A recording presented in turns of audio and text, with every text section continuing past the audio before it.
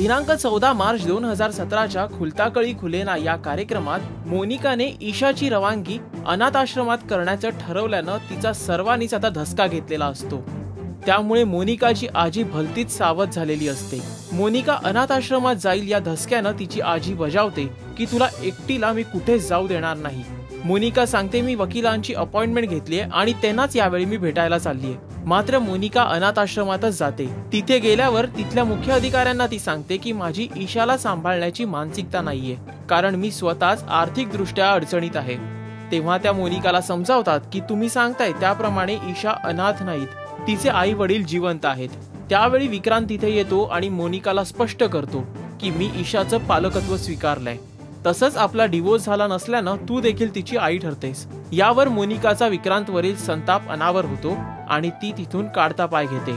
तसंच मुलाची मदत केल्याबद्दल विक्रांत अनाथाश्रमातील मुख्य अधिकाऱ्यांचे आभार देखील मानतो। मोनिकाचा कुटील डाव विक्रांतने उधळून तर लावलाय, मात्र ईशाची या सगळ्यात फरफट झाली आहे हे नक्की।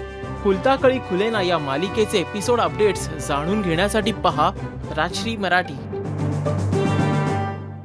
नमस्कार, मी सुरुची अडारकर।